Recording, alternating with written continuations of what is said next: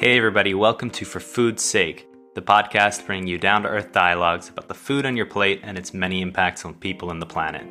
My name is Matteo De Vos, and without further ado, let's talk about food. Hi everyone, welcome back to the For Food's Sake podcast.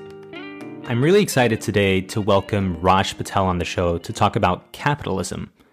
Now, Raj is an award-winning writer, he's an academic, and he's an activist. You might know him as the author of Stuffed and Starved, or his second book, The Value of Nothing, or you might have come across his latest book, which he co-authored with James Moore, and which is the focus of our conversation today, which is called A History of the World in 7 Cheap Things.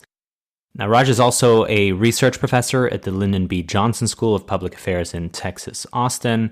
He also regularly writes for The Guardian, and he's a contributor for a host of other newspapers, including the Financial Times, the New York Times, the LA Times, and the Times of India. And I have to add this because this is probably my favorite part of his bio. Raj has, and I quote, previously worked for the World Bank and the World Trade Organization and has protested against them around the world. Now, as I mentioned, our conversation today is principally about capitalism.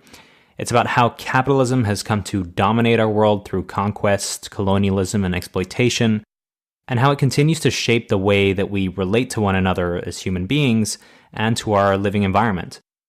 It's also a conversation about how and why capitalism should be at the front and center of any serious explanation of the current ecological crisis we find ourselves in, and it's especially relevant for understanding the injustices and the environmental destruction that we currently see in the food industry.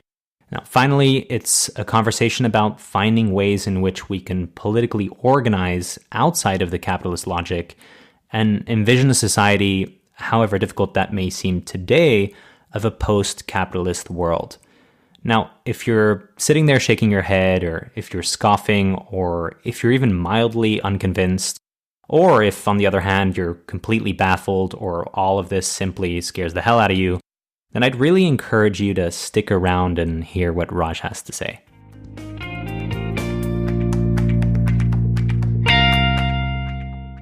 We have Raj Patel on the line. Raj, welcome on the podcast. Hi, Matteo. How are you doing? I thought we could start with a term that you challenge early on in your new book, which is the term Anthropocene, right? Which is commonly used to describe the current geological age that we find ourselves in, and where human activity is said to have the dominant influence on climate and the environment. So what's the problem with defining the current period as the Anthropocene, and what would you propose instead? Well, thanks, Matteo. I mean, it actually gets us right into the reasons for the book, because what we're suggesting is look at what the Anthropocene is proposed to mean. When people say the Anthropocene, what they're saying is after human beings have stopped walking the earth, if there's any civilization from here or elsewhere that comes to the earth and looks and tries to see what our current period did, they will look into the fossil record and they will find things like radioactivity from our nuclear weapons tests, or they'll find plastic, because by 2050 there'll be more plastic in the sea than fish. Or they'll find chicken bones, because today the chicken is the world's most popular bird, and it's on its way to being the most popular animal to eat around the world soon enough. And so the proposal is to say, well, human beings have done all this, and so we should call it the Anthropocene. The idea being that anthropos, referring to human, should really describe this geological era. And the trouble with that is that it blames all humans for things that only a few humans have done. There's been a long history of humanity, and it's only been in the past 600 years or so that transformations have been so planetary that you could find it in the fossil record almost everywhere. And that's a very different kind of game to one than just saying, well, it's humans ranging the earth and clubbing things on the head, and that's what's caused the sixth extinction. Now, this isn't to romanticize the fact that in parts of the world, indigenous societies have been desperately unsustainable, and as a result have caused the dramatic extinction of certain kinds of species, or have essentially wiped themselves out for want of food. But not all human civilizations have done this. And not all human civilizations have contributed to the sixth extinction. There are lots of civilizations, even today, that are doing a tremendous job of managing what we call natural resources and are incredibly sustainable. So the idea, I think, the point of us problematizing the Anthropocene is to say, look, it's not all humans. It's certain humans, and certain humans who are part of a system of capitalism. Because if you look for the fingerprints of all the major kind of flags of what gets called the Anthropocene, they're in fact signals of modern capitalism.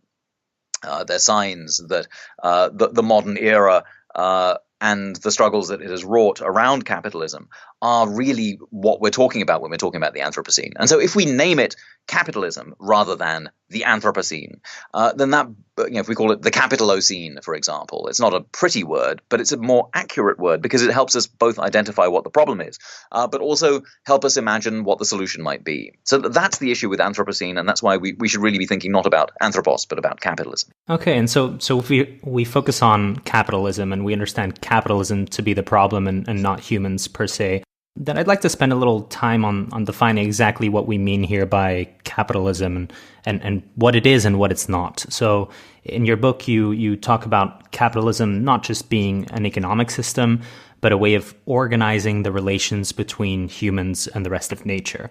And central to your argument here is that modern capitalism has to do with this binary division between society on the one hand with a capital S and nature on the other hand with a capital N.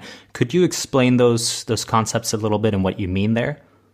Sure. I mean, the sort of the short version of this is to say, look, although humans imagine that nature is the sort of thing that we, will go off for a weekend to spend some time in, or go to the state park in order to find. Actually, we are in nature and we are of nature all the time. And you're listening to this podcast right now. What is it that you're listening to it through? You're listening to it through some sort of digital device. That digital device is a reorganization of our planet. It involves rare earth metals, usually from the Democratic Republic of Congo. It involves fossil fuels. It involves metals and mineral extraction from around the world. It involves energy. It involves a range of things. We'll get into those a little later on. But that's why we say that it's important for us to recognize that the way we think about nature is very odd. Every civilization, of course, has had some idea of us and them, where we are the chosen people and they are the heathen, or we are the Middle Kingdom and they are the barbarians. But it's only really under capitalism that you get this distinction between we are society and they are nature. And that's a formation and a use of language that starts round about the 1400s as capitalism emerges from the ashes of feudalism. Society and nature start to take some very distinctive and strange new twists. So society starts being what we understand it to be today, a sort of facsimile for the people who belong to society, who are civilized, who are admitted to participate in the public domain, as opposed to nature, which becomes a cognate of savages and the wild and untamed, and natural resources and the ungovernable. And those two distinctions, the boundary between nature and society, is a very unstable boundary. Like all social boundaries, it doesn't make much sense, and it needs to be policed. And occasionally, some people will be brought in from the world of nature. So initially, those members of society were just rich and propertied European men. And soon it starts to be, all middle-class men with any degree of money. And then it starts being the working class as well. And then it starts being women. And then it starts being occasionally, after a great deal of struggle, people from former colonies. And then it starts being slaves. And so the boundary between who's in nature and who's in society is a very unstable one. And that understanding that actually capitalism is about developing and extracting from one of these domains to provide profit in another one of these domains. That provides a very different view of capitalism from one that we've been taught to believe, where capitalism is just about making profit. I mean, it is, but the way that you make profit under capitalism is by exploiting not just other human beings, but also humans' relationships within the web of life. And so when we're talking about what capitalism is and how it begins, it's a system that that starts off in the ashes of, as I say, of feudalism. A system which itself declines amid climate change and catastrophic disease. And then in the 1400s, among a range of other possible systems, capitalism emerges as a victor. Through exploiting new frontiers, expanding ever outward, and also deepening and policing property boundaries within Europe. And so you have these sort of twin dialectical forces of outward expansion and internal reorganization within European states, so that you develop these series of relationships between humans and extra-human life, is a term that Jason Moore coined and that we used in the book. And that idea of making certain kinds of exploitation ordinary and make the business of capitalism about organizing these methods of exploiting what then come to be called natural resources or human resources. That idea is one that helps explain the sort of punchline we have, which is that Wall Street is a way of organizing nature. And again, if you want a reminder of that, just touch your headbuds or listen to the speaker where this is coming from. And what you have there is precisely a way in which nature has been organized so that we can communicate with one another. One fascinating element to this as well, which you talk about in your book, is that the Cartesian Revolution, so the ideas of René Descartes or Francis Bacon were very much intertwined. So the discourse of the day was very much about creating this division between nature and society, this binary thinking that really got rid of a more fluid way of thinking about these issues in the past. Well, yeah, and again, one doesn't have to romanticize the past to observe that Francis Bacon and René Descartes were already part of transatlantic networks of exploitation, and that they were minds of their time bound by the material circumstances in which they worked. And so, in that way, they were minds for hire, and those doing the hiring were those who had profited quite handsomely from capitalism. So, it's not as if there's a vast network of patronage for anti-capitalist thought. And it's not surprising to find that Descartes and Bacon both find themselves in general aligning with and deepening the thinking around how it is that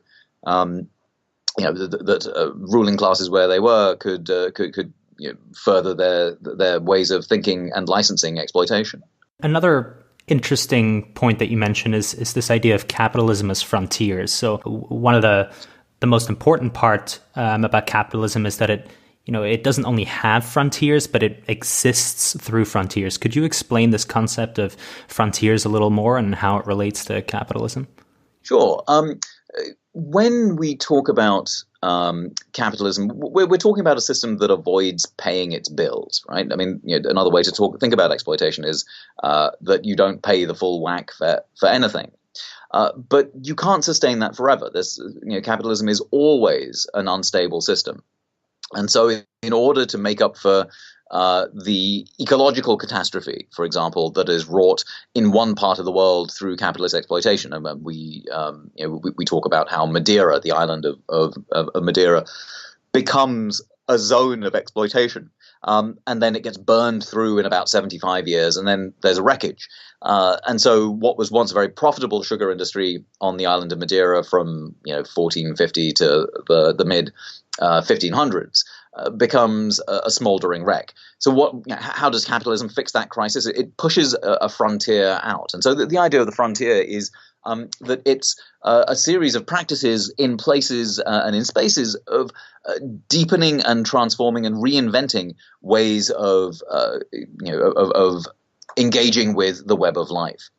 So an example would be, we might be familiar with this in terms of labor theory, where in one part of the world, workers unionize. And for a multinational company, the response would be to both try and bust that union and threaten to leave the country, and then help negotiate trade agreements that allow it to leave the country and repatriate its profits, and then set up shop somewhere else.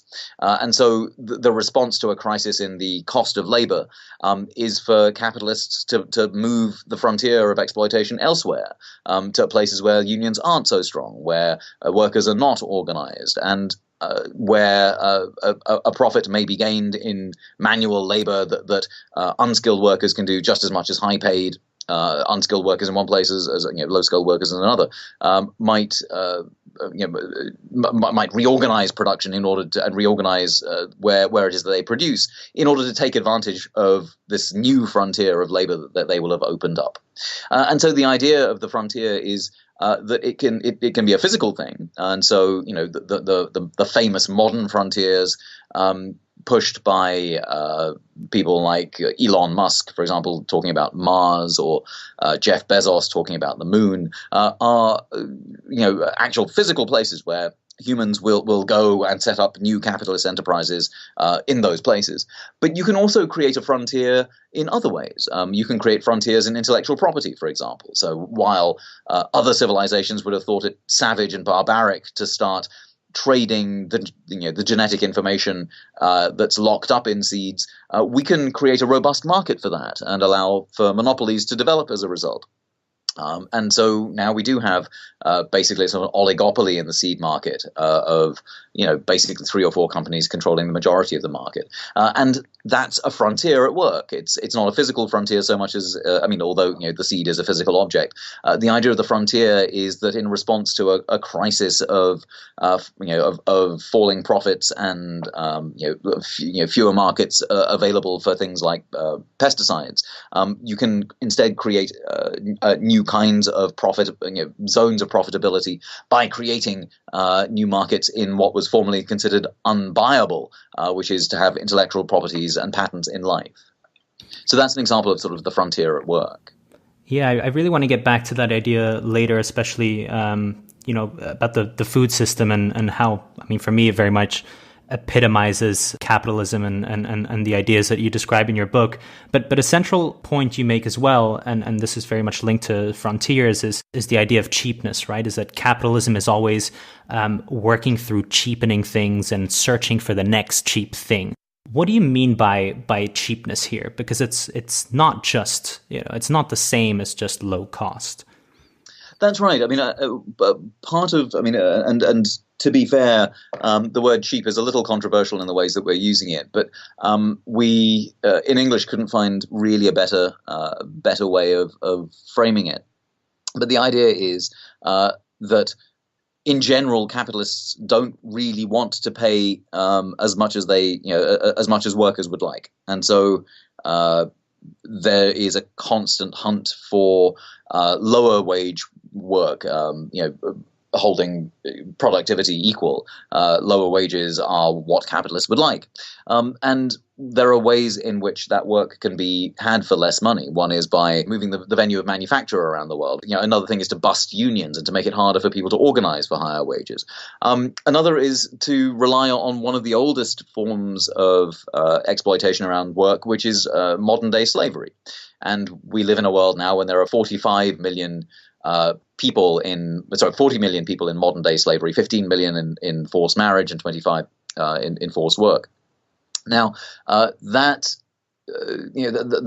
ideas of making work cheap aren't the only kinds of cheap things that we talk about. Certainly having cheap nature, a cheap abundance of natural resources for which no one pays, that's again a sort of signature of capitalism. But we also talk about cheap care. In order for a workforce to be developed and reproduced, care work needs to be undervalued. One of the ways that we talk about that is the undervaluation of women's work in particular. And this is, again, not to pretend that we lived in a world of wonderful gender equality before capitalism. The last time that we know where there was gender equality is under hunter-gathering societies, where women's work and men's work tends to be valued equally. But with the rise of settled agriculture, we see the beginnings of gender inequality, and it takes a much faster turn under under capitalism. And then on top of this cheap care, you need workers to survive till the next day, and so you need cheap food to be able to keep their wage demands down. And you need cheap energy so that, after food, wages, energy is a major drain on workers' wages. And you also need energy to substitute for workers and to amplify productivity. And so cheap energy is an important part of the story.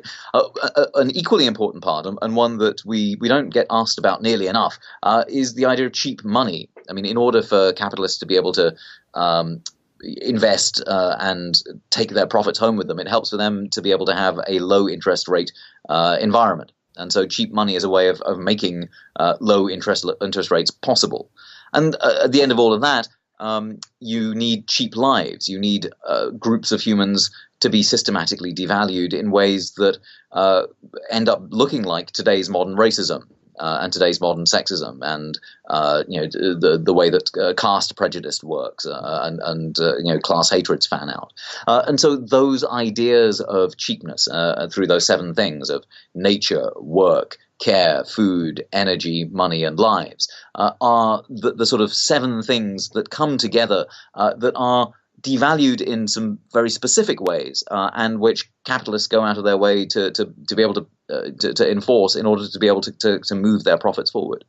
Yeah, and I think definitely, like I said, the food industry and as you mentioned in the introduction, the Chicken McNugget really is the epitome of these 7 cheap things. And so I guess to make it a little bit more concrete of how these 7 cheap things work today, could you describe a little bit about why you're using specifically this example of the chicken industry and the Chicken McNugget and how it relates to these cheap things? Well, I mean, if we're thinking again to the Capitalocene, one of its signatures is chicken, or chicken bones in particular. Again, if there's a future intelligence that does the fossil record work, they will find chicken bones. Why? Well, because right now there are 12 billion chickens alive, but not for long, because we go through chickens cycle from egg to nugget in about 90 days. And so every year that's about 50 billion chickens, and the number is rising. And so as a result, we know that there will be trillions of chicken bones. But the modern chicken nugget embodies all of these 7 cheap things. I mean, to start off with, we need chicken. And that means treating the original chicken, the red jungle fowl, which came from the forests and jungles of East and Southeast Asia. We feel free to treat and mutate that chicken in any way we like. And that means in particular that the modern broiler chicken has breasts so large that it can't walk. And we're okay with that, right? It's cheap for us to be able to, we have cheapened that life form to the extent that we can discard 50% of its genetic diversity.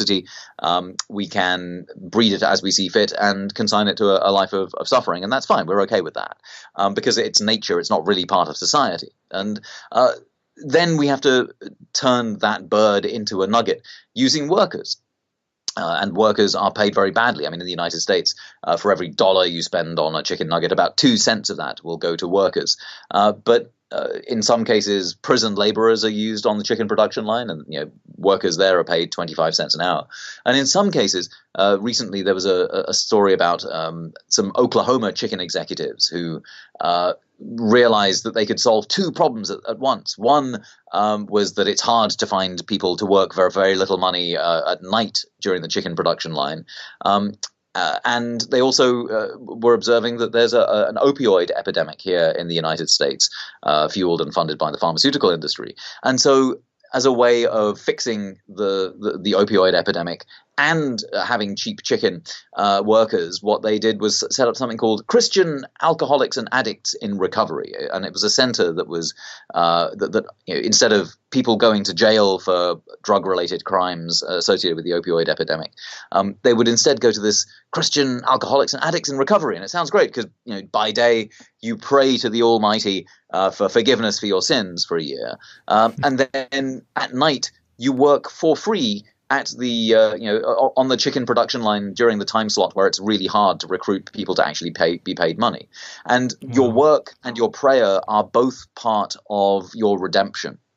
And that's a very medieval idea. It's exactly what the Spanish did when they first colonized the New World, was to take indigenous people and work them until they died, and then make them pray to Jesus on Saturday. But then the rest of the week, the work was cheap work. And so, again, the chicken industry embodies something that's very new, the McDonald's fast food worker, and something that's very old, which is the worker who is in bondage for redemption by praying to the Almighty Jesus Christ. And then if that's not enough, workers get discarded when their bodies are broken on the chicken production line, and that means having care work available to be able to support those broken bodies. And usually, it's women's work to whom it's women to whom that duty falls in a community. And then, of course, you need cheap food in order to make workers' wages stretch longer. And so, the chicken nugget is an example of cheap meat. And also, there are several $1 billion a year that go towards subsidy towards the poultry industry here in the United States. On top of that, you need cheap energy to warm the hen houses and to mechanize, to provide the energy for the mechanics of making this chicken nugget. Then you need cheap money. You need low interest loans. And in the United States, every KFC that's independently owned is a small business, and every small business qualifies for a low interest loan. And finally, you need cheap lives. You need bodies of workers who are devalued, who are worth less than the rest of society. And that's why, if you look at the chicken production line, it's women and people of color who are overrepresented on that line. And together, running from cheap nature all the way to cheap lives and everything in between, this chicken nugget is the symbol of modern capitalism. And every one of those 7 cheap things faces a crisis in one way or another. And that's why we're increasingly sort of pointing towards the sort of simultaneous crises of all of these things, and a moment in which capitalism is a very vulnerable system. One of the ways, so as I mentioned to you earlier before we started this podcast, I went to business school, right? So one of the ways I think that people push back on this, they wouldn't, of course, disagree with anything you've mentioned in the specific example here, but when it comes to cheap nature or cheap energy, I think one of the arguments people would maybe turn to would be, that there are alternatives that out there that are still compatible with capitalism, right? So let me give you an example. When it comes to cheap nature, an idea we're hearing a lot about, and that's kind of very in at the moment in fashion is the idea of natural capital, right? So it's not. Yes, we might have treated nature cheaply in the past, but it's a matter of putting a price on nature so that the market adjusts. You see the same with the argument of cheap energy. So there's, economists talking about pricing carbon either through carbon cap and trade systems or through carbon taxes, and that will allow, again, the market to adjust so that we, in a way, indirectly give the energy that we're using, the fossil fuels that we're using, the respect that they deserve, and will allow us to keep them in the ground longer if the price respects that. And with cheap money, there's a lot of calls for regulated finance, for the impact that green finance might have, or social impact investing and microfinance. And there's a lot of these ideas that I think in business communities, this is seen as an opportunity again. But there's ways of turning cheap things into more expensive things whilst using capitalism. So I think we should clear up a misunderstanding. I think markets are incredibly good. I think that the free and uncoerced exchange between consenting parties is terrific, and I'm keen to see more of that. But that's not the same thing as capitalism. Capitalism is the opposite of that. Capitalism is a tendency towards monopoly power and concentration. And we see that whether it's in the banking system or the life sciences system or the food system or anywhere else. Pick your sector and show me a sector that hasn't experienced over the past, pick your cycle of the last business cycle or since the arrival of American hegemony, where you haven't seen increased monopoly concentration. And that's important because if you then say, well, we've had monopoly concentration. Yeah, we've had externalities so large that we're now in the middle of a next, 6th extinction. Yeah, capitalism kind of got it wrong around climate change, and now we're committed to irrevocably a different planet. but still capitalism can fix it. That goes beyond wishful thinking, and it goes into a domain where you're ignoring the vast concentrations of power that are both enabled and then have resulted from monopoly capitalism and from the kind of capitalism I'm talking about. So again, I can agree with you till the cows come home that wouldn't it be nice to have a good price on carbon that could really make a difference? Wouldn't it be good for us to be able to really internalize the massive externalities that the food industry produces? And I'll give you a data point that the food industry, according to one very conservative calculation, produces 224% of its revenues as externalities. That's a huge amount. For anyone who hasn't gone to business school, the issue here is that the food industry isn't just dwarfed in terms of its profitability by the damage it causes. Even without having paid anyone, if you just count the big revenue number that the food industry generates, ignoring the profit, just including the cost of raw materials and labor and everything, that's still less by a factor of more than 2 of the damage that the food industry causes. So let's imagine by magic that we can somehow make that math work, where the food industry both generates revenues that can cover its expenses and that the food industry moves on in some recognizable way. Let's pretend. But then what else has to change? We need a theory of change to get us from where we are to that wonderful world. And capitalism doesn't have within it the theory to get us there. We can create as many business school models as we like, but unless you have a concrete theory of change to get me from now to an adequate carbon price in the 12 years that we have left in order to do that, show it to me. Otherwise, let us recognize that the system itself is dooming us, and that we need to think outside it rather than within it in order to get to the kinds of dramatic change that we require in order 12 years from now to have moved to a zero carbon economy. And that's, I'm just quoting you the data as it exists. So I can agree with you again that, I like the idea of having a high tax on carbon and, seeing what happens as a result. But in order for us to get to that world, you need a theory of change. I've got one, but it doesn't involve capitalism. It involves organizing from workers and indigenous movements and movements of people of color and the women's movement, recognizing that we need this, what some people are calling in Canada a leap. We need a transformation. We need a transition. We need a revolution. But that's not something that's compatible with, maybe we should charge toll pricing for the energy industry for the damage it causes roads. That's not going to get us to where we need in the 12 years ahead. I completely agree. I think one of the daunting challenges then in it is that, as you rightly point out, it's easier, I think, for most people to imagine the end of the planet than it is to imagine the end of capitalism, that typical saying. And I think that's also probably part of the reason why, we often look, at our own individual actions and our own carbon footprint and our own responsibilities as individuals, as, what we have immediate control over, where we have agency. We're encouraged, and I think this is also part of the problem, we're encouraged to think with our dollars or with our euros or our yens, to vote with our fork, so to speak, to buy organic, go vegan, support fair trade. But that's clearly, I guess, part of the problem is that we always phrase the solutions through the system that has kind of brought the problem about. Because for me, it's quite clear that there might be good intent when it comes to buying organic or going vegan or supporting fair trade, but it's not enough, because often a lot of these businesses and products have been co-opted by big food, by big agribusinesses. They're either owned by big food or they're growing big enough that they end up replicating the same structures that they were set up to oppose, which I think in the organic industry, with the conventionalization, Julie Guthman talks a lot about this, is very much the case.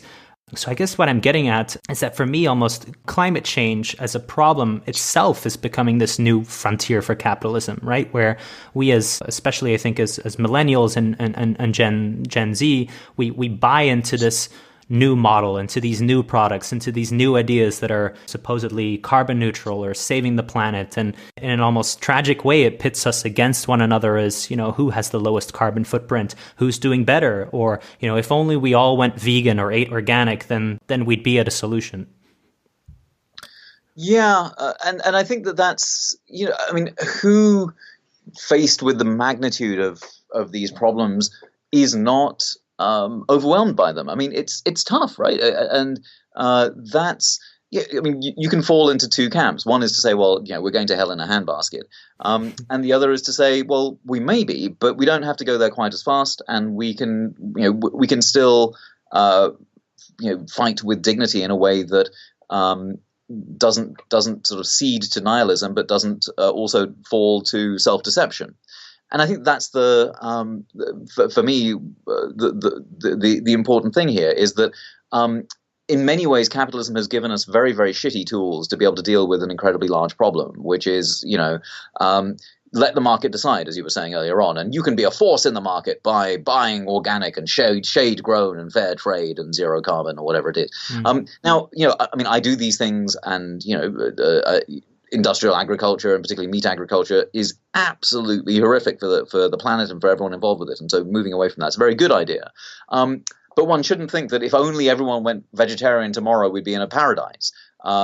Or vegan even tomorrow, because it's entirely possible for the whole world's diet to shift to a vegan diet, and for there to be deep exploitation of humans for and natural resources in the soybean industry, for example. I mean, people have been killed. Resisting the vast expansion of the soybean industry in Brazil, for example, and industrial agriculture and the suicidal use of fossil fuels are entirely compatible with being vegan, and so is the various crises of diet and disease we have. I mean, Coke and a packet of crisps are both vegan. But switching to a world where we let Coke and Lay's give us our food is a very dangerous and worrisome idea. So the idea then is, well, all right, well, so I'm buying everything ethically, and yet the world is still the same. What the hell? Why can't I do something? And I think part of the struggle is that we need a deep re-education in the idea of how powerful we are. Because if we feel, I'm just one person, what can I do? You both misunderstand the magnitude of the problem and also the magnitude of your power.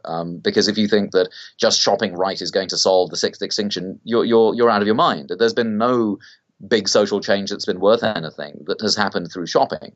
But on the other hand, we are taught we're just one person because that's one of the ways that capitalism wins. I mean, again, getting back to this idea of cheap labor, if you believe you're just one person, you won't unionize. And if you believe you're just one person, you won't be part of a social movement. And if you believe you're just one person, there's no point going on a protest. Instead what you'll do is write to your elected representative rather than become your elected representative.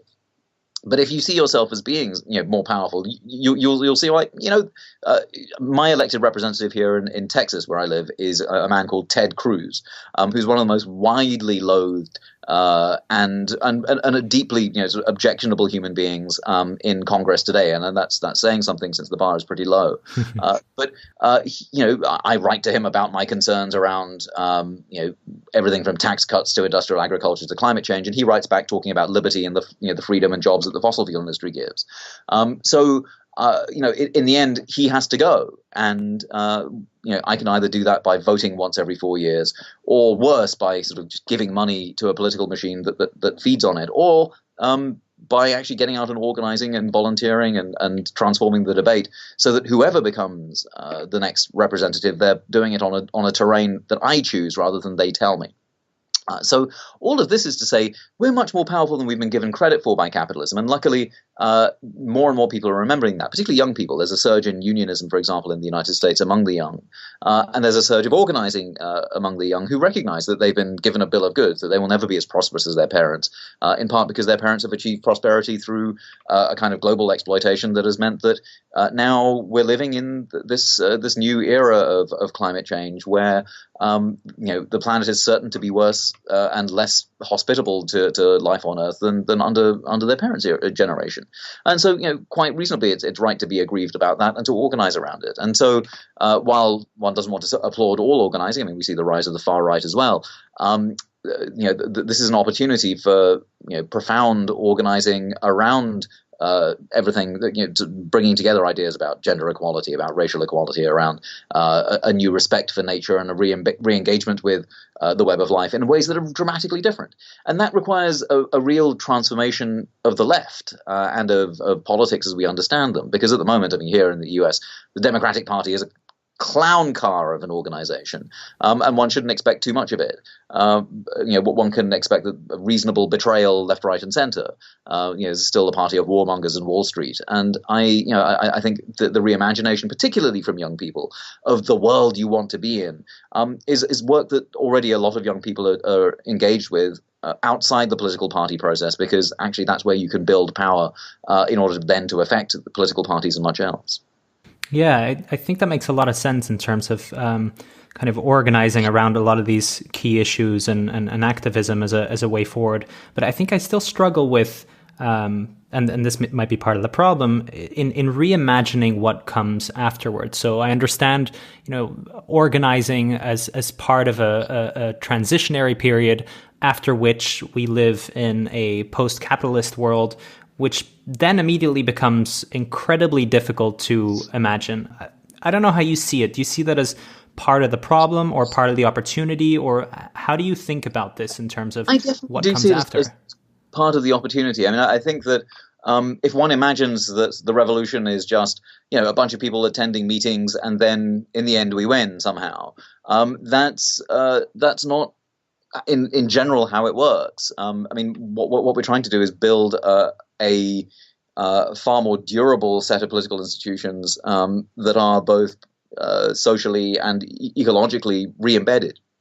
And we don't, part of the struggle is that we find ourselves using this idea of social and natural when in fact they're signs of the problem of nature and society. And so, I mean, I think part of the work is to make the road by walking. That if we are successful, we will look back on our quandaries now and laugh. As we point the finger at our previous past selves merely a decade ago and said, "Oh my God, can you remember? Like 10 years ago, we were wondering how we would ever get this thing off the ground, and now here we are. We've got a whole bunch of new problems."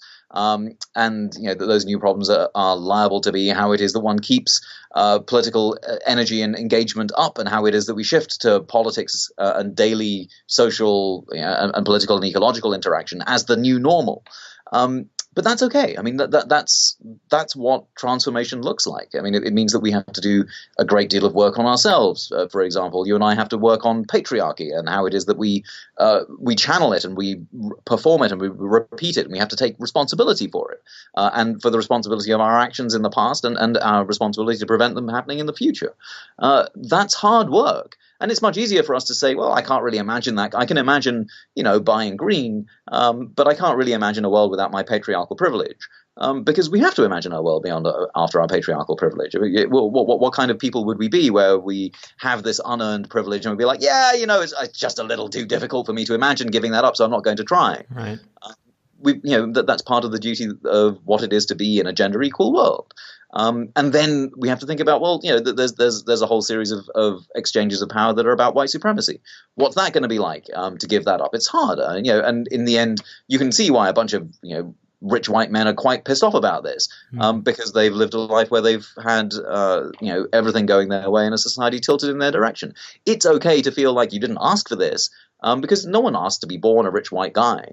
But once you have, and you've had all the advantages that come with it, you got to own that in the way that I was born a cis man, and I'm owning up to it and trying to work with comrades and personally both to see how it is that world changes. But that's okay. That's what's required right now in this new world, and I wouldn't have it any other way. I think that's also kind of the gift and the curse of climate change, is that we don't really have a choice.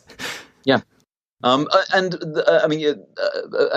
not to say that people won't evade making that choice, and will try and pretend that it doesn't exist for as long as possible.